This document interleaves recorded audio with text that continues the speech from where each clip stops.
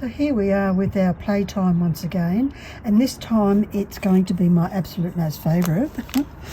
I went completely gaga over these when these hearts first came out, these little ceramic hearts, and you've probably seen me make a million out of these white ones. I just love them.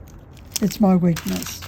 Anyway, so on my succulent pot, I thought I would do lovely blue flowers of some sort. Hadn't decided on the middles. I thought these little happy faces would be like super cute for a succulent garden, because we're all crazy, we who love succulents. Or you could just do a wiggly line, pop the centres of your flowers down and have a lovely little daisy chain. There's so much you can do with it. So let's have a look at how we can make this cute little guy.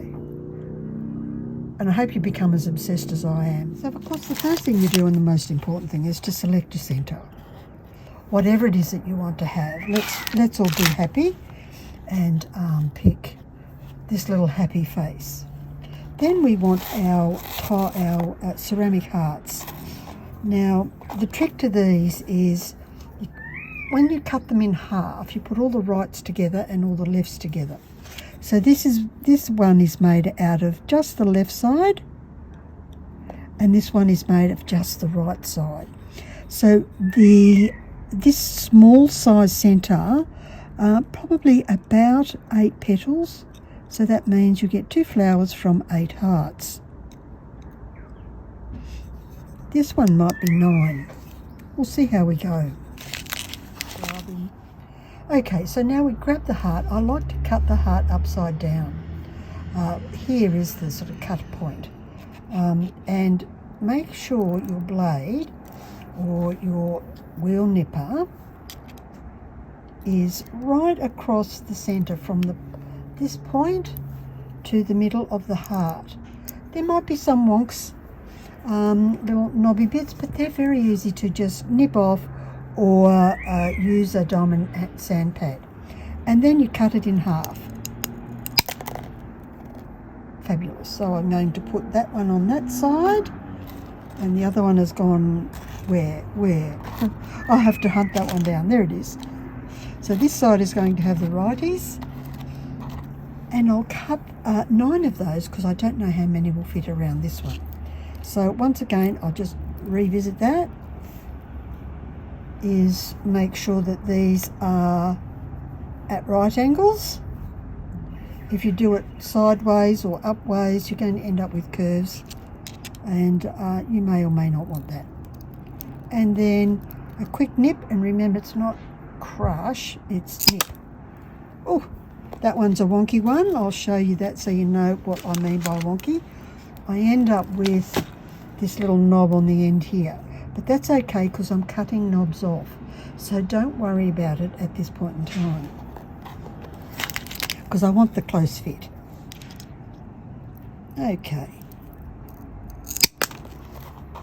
So I'll catch you back here in 30 seconds.